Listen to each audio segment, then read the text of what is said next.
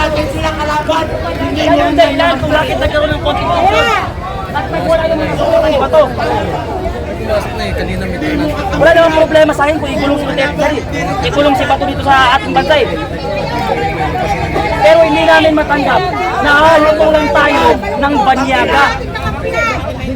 Simulat sa po, inuuto lang tayo eh. Inuuto tayo ng Espanya, inuuto tayo ng Amerikano at Hapon. Hanggang ngayon magpapauto pa rin tayo. Huwag na. Hindi natin kaaway. Kakampitin ba natin yan? Kawan tayo ng Huwag nyo nga kami tutuin sa hindi kalaban yung PNP. Maraming salamat.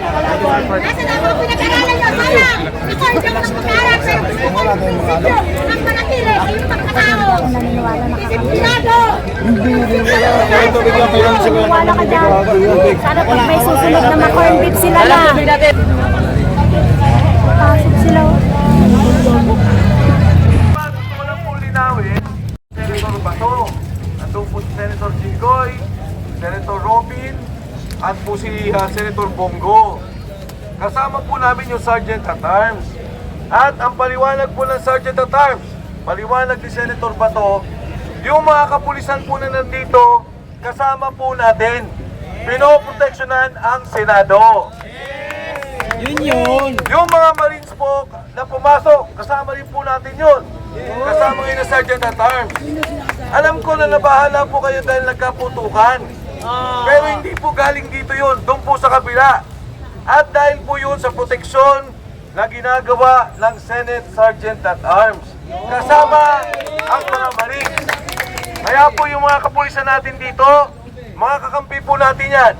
Katunayan po, si Senator Bato mismo, yung kanyang opisina, tumutulong po na pakainin yung ating mga kasama. Alam ko po, nagutom kayo. Pagod na rin po kayong lahat. Pero mag-teampi po tayo, dito po tayo magsama-sama. Patuloy po natin bigyan ng proteksyon. Dahil ang hiling po ni Senator Bato kanina nung mag-usap kami, ang mga sibilyan kung papaligiran to, kung meron man gustong gawin, yung mga armado na hindi nating kasama, ay may proteksyon po ang mga kasama din nating sundalo. Yes! Maiwasan na magkagulo. Maiwasan na magkagulo at magkaputukan. Kaya mga kasama, sa ulitin po, no? Alam ko, gutom kayo, may darating naman na pagkain, huwag kayong mag-alala. Si Kuya Park, kaninang hapon, nandito ako tulog, pagod na pagod. 2 araw na po yan natutulog dito at yung ating mga kasama, alam ko pagod kayo lahat. Pero ang pakiusap ko po yung mga pulis, Pilipino rin po yan, alam nila nangyari at kasama po natin sila. Nagbibigay proteksyon po yan sa atin.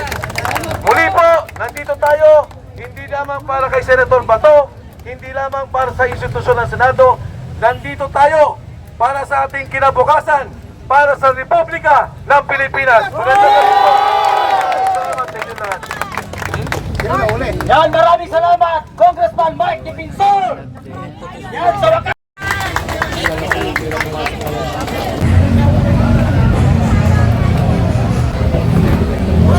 Tama na panood ko yan. Binunaryo. Makakam talaga sila sa loob eh. Barilan nga. Barilan. Barilan sila talaga? Putik. Eh, no? Sige na. Barilan para nasa pelikula eh. Oh, parang pelikula na nga talaga, oh. Barilan nga talaga. Milyonaryo. Oo. Ayun, no? Ah.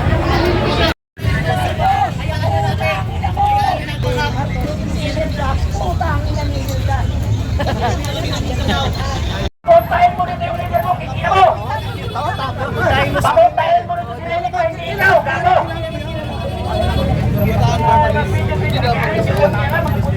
Diba? Kumbaga,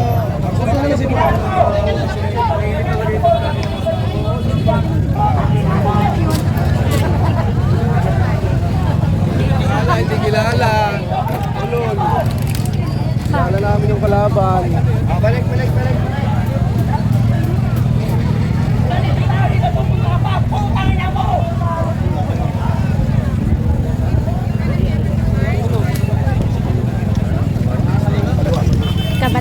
Kabataan. Ano yun? Kabataan?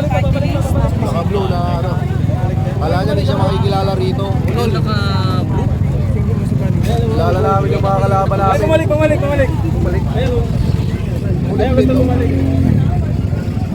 May bakla po, hindi ka na umubra eh. Ayun o.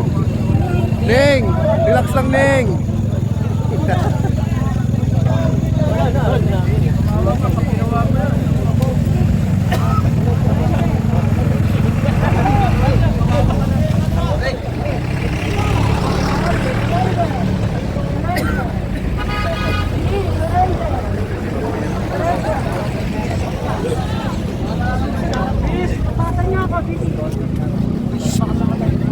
Ano yun? Anyari?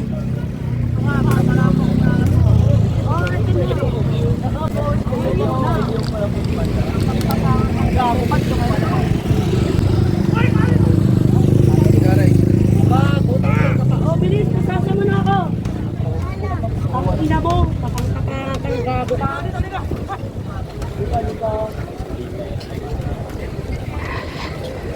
Marcos! Putang ina mo, Marcos! Huwag niyong murahin pala si Marcos. Ang murahin niyo yung ina ni Marcos. Putang ina mo, Emelda!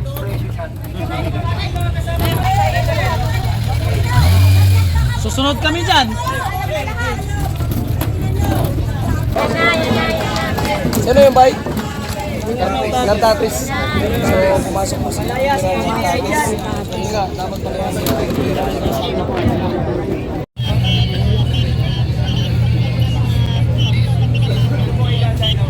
yung kita eh. Pagsipa ni Diba? Kaya kayong mga NBI, alam nyo ang batas. Kayong mga CIDG, alam nyo ang batas. Ang isang malaking katanungan ko sa inyo, yan bang batas o yan bang kautusan sa inyo ay lawful order?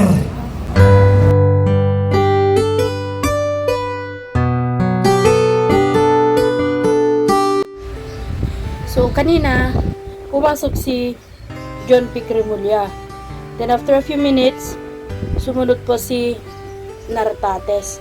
So, ito po yung ganap dito sa Senado pagkatapos po ng putukan. So, ito naman, mag-alas 12 na. Pagod na po yung mga kapulisan. Nakaupo na lang po sila sa kalsada. Still nagbabantay, pero yung iba ay nandito rin sila sa gilid, talagang pagod na. Nakikita nyo naman guys, bantay sarado pa rin ang labas, ang gate ng Senate of the Philippines. So merong mga nakabantay dito na mga SWAT at naka-alerto pa rin ang mga ibang kapulisan. So nakita po natin may mga kapulisan na pumasok sa loob, may SOCO na pumasok, may CIDG, may galing sa Makati, magaling ng Manila, galing ng Pasay, iba't ibang lugar na kung saan ang ating mga kapulisan ay pumasok po sa Senado. So hindi po natin alam kung ano pong kinalabasan ng putukan, kung may nasawi o wala. Yung mga media, nandito na sila sa gate, kasama po natin sila.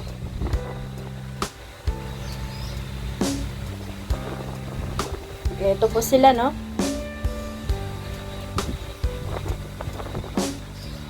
So, iyan po ang ganap na ang mga tao kanina ay nagkagulo-gulo dahil po doon sa putukang nangyari sa loob ng Senado. Ito po yung pangatlong gabi na naka-stay si Senator Bato de la Rosa sa Senado. So once again mga kababayan, gusto ko lamang pong magpasalamat sa ating mga viewers bago po natin tapusin ang video ito. Thank you so much na lagi kayong nakaantabay at sumusuporta sa inyong Ate Melby. Ito yung pangatlong gabi ni Senator Bato de la Rosa at maraming nangyari.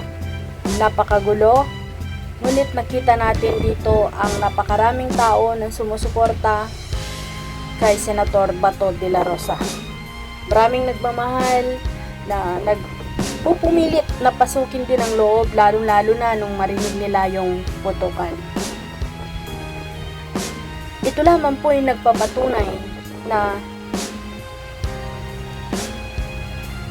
yung power ng isang leader ay sinalaula, pinaglaruan, at nakita natin na may personal na interes yung mga pangyayari. Para sa aking sariling opinyon, mga kababayan, gumagana pa po ang ating Korte Suprema. Gumagana pa ang ating batas sa Pilipinas at ako po'y hindi pabor na i-arrest si Senator Bato de la Rosa.